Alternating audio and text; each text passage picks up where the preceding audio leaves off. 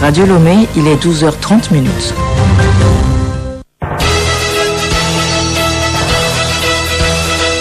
Le journal Alif Berth Barandaou.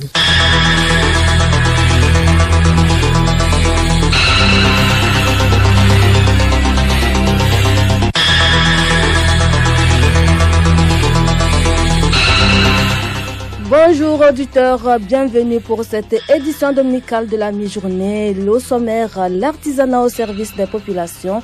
Le marché Miatok continue de battre son plein sur l'esplanade du Palais des Congrès de Lomé. Quelle est l'ambiance qui prévaut en ce week-end? Nos reporters nous le diront dans ce journal. Les signes du changement climatique sont très palpables ces derniers jours, ces derniers temps partout dans le monde avec leur effet néfaste. Un magazine de Grace Goto nous éclaire sur les efforts de lutte du Togo. 32e jour des hostilités en Ukraine, le président américain Joe Biden a attaqué son homologue russe Vladimir Poutine hier lors de sa visite à Varsovie, le qualifiant de boucher. Il trouve qu'il sera inadmissible qu'il reste au pouvoir après son invasion de l'Ukraine.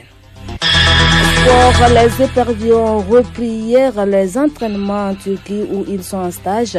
Les U20 qui affrontent le Malawi demain lundi sont en dernière séance cet après-midi. Le développement dans quelques instants.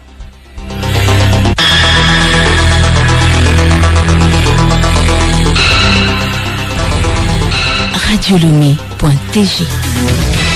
Bienvenue à tous dans cette édition. Le sommet sur la cybersécurité s'est refermé cette semaine au Togo et justement, le financement de la cybersécurité est préoccupant à l'heure où tous les jours de nouvelles menaces apparaissent sur la toile. Un partenariat public-privé bien défini paraît comme une solution durable pour protéger le cyber. Commandant Gwaliba Gota, directeur général de l'Agence nationale de la sécurité ANSSI. Quand vous regardez un peu nos États, c'est vraiment le point d'achoppement. La cybersécurité, franchement, ça coûte extrêmement cher. Les équipements de cybersécurité, ça se chiffre en milliards, surtout les logiciels, donc la partie software. Parce que ces logiciels sont régulièrement mis à jour ou bien de nouvelles versions apparaissent à une fréquence très élevée pour pouvoir faire face aux vulnérabilités qui sont découvertes ou bien aux nouvelles menaces qui apparaissent sur le marché de la cybersécurité. Or, tous les jours, les nouvelles menaces apparaissent. Tous les jours, il y a de nouveaux virus. Tous les jours, il y a des rançongiciels. Tous les jours, il y a des logiciels espions qui sont créés par les cybercriminels. Et donc, il se pose un problème de financement. C'est-à-dire qu'il faut absolument arriver à construire un modèle économique, ce qu'on appelle un business model, pour pouvoir implémenter la cybersécurité. Parce que si vous restez dans les schémas classiques, genre on monte une agence de cybersécurité qui est totalement tributaire des ressources budgétaires d'un État, vous allez être confronté à des difficultés parce que l'État, lui, fait face à des priorités du moment. Pour mieux installer et gérer la cybersécurité au Togo, le gouvernement a fait appel à un partenaire étranger. Il s'agit d'une entreprise de la Pologne. Le directeur général de l'ANSSI justifie ce choix. La cybersécurité, c'est un service. D'autres pays, qu'est-ce qu'ils font? Vous faites appel à un partenaire ou bien à un fournisseur de matériel, il vient vous installe le matériel, vous signez la procès-verbal, le lendemain il reprend son avion, il part, et vous vous retrouvez dans une situation où vous ne savez pas comment utiliser ce matériel, vous n'avez pas les ressources humaines qu'il faut. Nous avons dit non, nous allons faire du partenaire un copropriétaire de cette entreprise. Donc il est obligé de mettre du sérieux pour former les équipes qui vont travailler sur ce matériel qu'il nous a fourni. Et derrière, comme je vous dis, les équipements de cybersécurité nécessitent du support, donc de la maintenance, des mises à jour, beaucoup de paramétrage, etc. Donc, ce partenaire technique qui a une très forte expérience dans ce domaine et donc qui a aussi des accès privilégiés avec les équipementiers peut facilement vous négocier des contrats, des licences auprès de ces fournisseurs. Et derrière, c'est une assurance technique qui peut vous apporter. Et lorsque aussi vos clients, les banques, les assurances, les grandes entreprises savent que derrière Cyberdéfense Africa, il y a un partenaire stratégique qui est coté à la bourse de Varsovie, donc ils savent que ce partenaire, c'est du sérieux, ils peuvent facilement signer des contrats avec Cyberdéfense Africa parce qu'ils sont rassurés de la qualité du service qu'il y a derrière. Là où les gens ne comprennent pas, ça ne veut pas dire que c'est les Polonais qui font la cybersécurité au Togo. Non, Cyberdéfense Africa opère le CERT et le SOC qui sont entièrement gérés par des techniciens, des cyberanalystes, des cybertechniciens qui sont uniquement des Togolais et qui sont assermentés. Ils ont prêté serment devant la cour d'appel et ils sont astreints à des devoirs de réserve et de confidentialité très élevés. Donc les Polonais ne voient pas les données ou bien les flux d'informations qui circulent sur les équipements. Eux, ils nous apportent de l'expertise, leurs compétences, leurs relations qu'ils ont avec les équipementiers. Si aujourd'hui le Togo fait face à une situation, on a besoin d'un logiciel, on s'adresse à ASECO. ASECO qui a des partenariats avec les éditeurs, sait à quel partenaire il peut nous référencer pour qu'on puisse avoir le produit que nous voulons au bon prix, dans les meilleurs délais. Je vous disais en titre que Miato, le marché international de l'artisanat du Togo bat son plein. Il est à son 5e jour ce dimanche. Ce week-end connaît plus d'affluence. Les affaires vont bon train entre exposants et visiteurs, qui pour acheter, qui pour échanger, des contacts, qui encore pour comprendre le mécanisme de la fabrication d'un tel ou tel objet. Hier samedi, le Gabon était à l'honneur. Emmanuel Amegbame, des précisions. Le marché international de l'artisanat du Togo, Miato, est à son 5e jour ce dimanche. Hier samedi, l'invité spécial, le Gabon, était à l'honneur. Pour ce grand rendez-vous commercial et de partage d'expérience, l'ambassadeur du Gabon au Togo, Saïd Abé Loko, revient sur l'artisanat dans son pays. Au Miato, en 2022, nous avons vu la présence de 3 artisans, mais ils ont été sélectionnés sur le fil et pour représenter le Gabon à ce salon. Mais l'artisanat est très développé au Gabon, pas au même niveau qu'au Togo. Je crois qu'il y a un grand pont qui va s'ouvrir entre les deux États pour des échanges. Si je prends l'exemple des artisans sculpteurs de pierre ou de bois, il y a de la matière première au Gabon. Le diplomate Saïd Abé Loko est très admiratif de l'initiative Miato. Non seulement au Miato, et depuis tous les jours, l'artisanat togolais est démonstratif. Nous savons que chaque année, nous avons le mois de la consommation locale ici au Togo.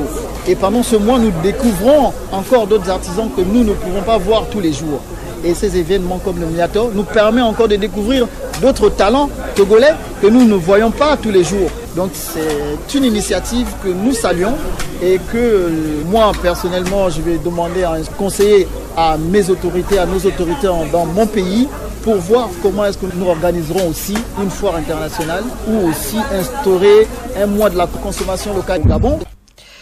Après Miato, allons découvrir les effets néfastes du climat, déforestation, érosion côtière, avancée du désert, montée des eaux marines, chaleur intense, sécheresse, fonte des glaciers. Les signes du dérèglement climatique sont là, bien palpables. Des initiatives sont engagées partout dans le monde pour y remédier. Quels sont les efforts du Togo dans cette lutte? Découvrons-les dans ce magazine que propose Grace Goto. Le Togo envisage restaurer 1,4 million de paysages déboisés et dégradés d'ici à 2030 à travers des initiatives. Dimizou Aoufo, secrétaire général du ministère de l'Environnement et des Ressources forestières. Dans le cadre de la feuille de route, il est demandé à ce que nous puissions, en même temps que nous travaillons par rapport au maintien du potentiel existant en matière forestière qui est estimé à 24,24%, qui a été estimé bien entendu avec l'accompagnement de la coopération allemande, que nous puissions porter ce taux à 25% d'ici à 2025. Le projet d'investissement de résilience des zones côtières en Afrique de l'Ouest, WACA, le programme d'appui à la lutte contre les changements climatiques par le CC, le programme national de reboisement qui est suffisamment financé par les ressources nationales. C'est dire donc qu'une attention particulière est désormais accordée à la restauration des paysages depuis un certain temps par le gouvernement togolais. D'autres initiatives à l'instar de Forest for Future ont été officiellement lancées mercredi dernier à Lomé pour améliorer la productivité des paysages et la conservation de certaines espèces. Dr Florentis, chef de programme à la GIZ. L'action concrète, c'est l'agroforesterie, tout ce qui est karité, ce qui est néré, ce qui est même du miel, ça va dans le sens de bois d'œuvre, comment on peut y arriver à faire le bois de chauffe d'une manière beaucoup plus économique pour qui protège beaucoup plus l'environnement, et ainsi de suite. Ça, c'est tout un système et ce modèle-là pourrait être répliqué aussi dans d'autres régions du Togo. Si nous ne nous occupons pas de la nature, de notre environnement, ce sont eux qui s'occuperont de nous. Menons nous aussi la lutte pour un monde vivable. Voilà pour un monde vivable, luttons ensemble. Sœurs consanguines, c'est le nom du tout premier roman de Lucia Komisa. Ce livre qui vient lever le voile sur les problèmes conjugaux comme la violence au foyer, la polygamie et les difficultés liées à la pauvreté a été dédicacé samedi à Lomé. Lucia Komisa, auteur de l'ouvrage que nous écoutons. Sœurs consanguines raconte l'histoire de deux sœurs issues d'une même famille, qui sont de même père, mais de mères différentes, malheureusement, parce que c'est ce qui va causer leur malheur. Monsieur Doji, qui est le père de cette famille, a été forcé d'être polygame. Ces deux filles vont en pâtir, elles vont se détester, elles vont se rivaliser. Alors j'ai été inspirée par les faits de société, ce qu'on entend, ce qu'on voit tous les jours. La polygamie, elle est presque de coutume en Afrique. Les rivalités entre les enfants issus de ces genres de familles est également très vécue en Afrique. Ce roman de plus de 120 pages est paru aux éditions Aoudi. Pour le directeur de cette maison d'édition, Maoussé Hika, ce livre est une spéciale œuvre qui est recommandée à la lecture. Tout le monde sait, mais on n'en parle pas assez, surtout en littérature. Donc ce qui est intéressant avec cet ouvrage, c'est que on voit des parents faire des erreurs et on voit que c'est des enfants qui en pâtissent sur des générations. Donc cet ouvrage a mis l'accent sur cet aspect et chez nous aux éditions Audi, ça nous intéresse. Les femmes creusent vraiment la psychologie des personnages. Les femmes ont un regard plus large, plus pointu sur l'espèce humaine. Et Lucia, malgré son jeune âge, nous a montré de quoi une femme est capable. Et c'est ce qui a motivé les éditions Aoudi. D'autres ouvrages sont attendus en avril prochain. Le journal Alif Bert Baroundaou. Page internationale, l'affaire Amadou Yaoulmoulke continue de battre son propre record. Arrêté en juillet 2016, l'ancien directeur général de la radio-télévision publique camerounaise est accusé d'avoir détourné de l'argent public dans 2 dossiers distincts. Il dépasse désormais les 5 ans et demi de détention provisoire avec plus d'une centaine de renvois au compteur. La Commission européenne a reçu mandat des pays membres de l'Union européenne pour effectuer des achats gaz groupés, ce qui sera le meilleur instrument pour faire baisser le prix de cette énergie. C'est une annonce du président français Emmanuel Macron à l'issue du sommet européen à Bruxelles. Je vous le disais en titre, les hostilités se poursuivent en Ukraine. Le président américain Joe Biden a attaqué son homologue russe Vladimir Poutine samedi lors de sa visite à Varsovie, le qualifiant de boucher et jugeant qu'il ne pouvait pas rester au pouvoir après son invasion de l'Ukraine.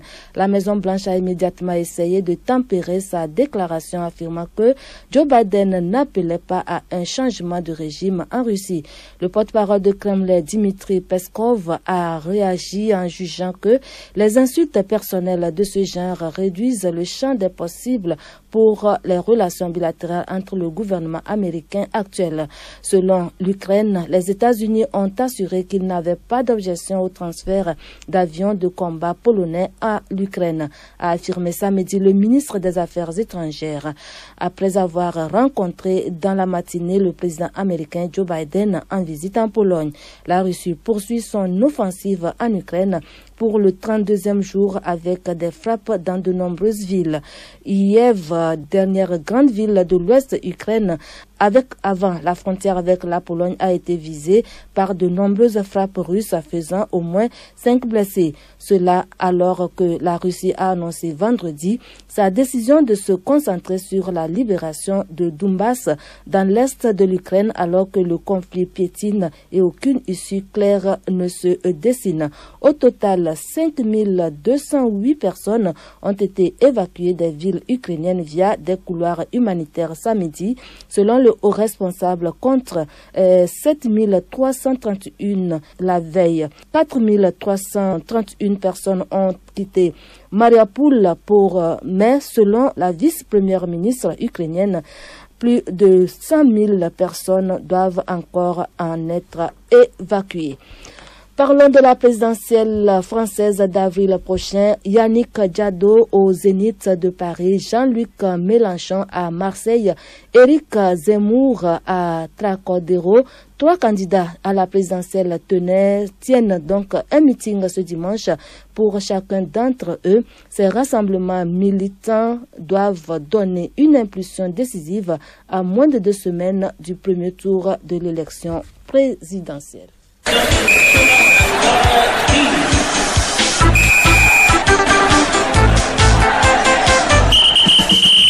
Nous parlons ainsi sport. Les éperviers U23 affrontent demain lundi le Malawi en match amical. Ils font leur dernière séance d'entraînement cet après-midi en Turquie où ils sont en stage depuis une semaine. De leur côté, les éperviers seniors ont repris hier les entraînements après une journée relaxe vendredi. Frédéric Ananou, qui a disputé son premier match avec le Togo, Sierra Leone, évoque son état d'esprit.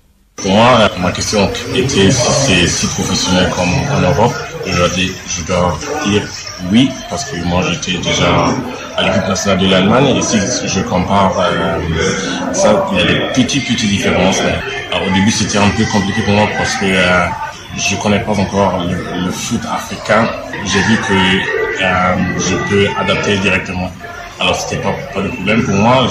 J'avais un peu de complications avec les noms à tous les joueurs. Ils demandent beaucoup, comme le capitaine aussi.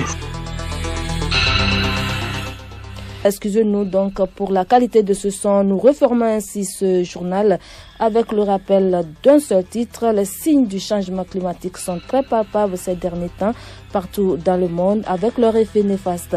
Vous avez suivi dans ce journal un magazine de Grace Goto qui nous éclairait sur les efforts de lutte du Togo. Très bon après-midi à tous à l'écoute de Radio Lomé.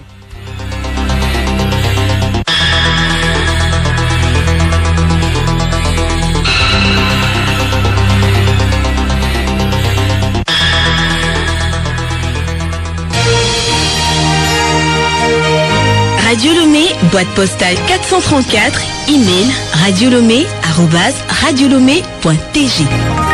radiolomé.tg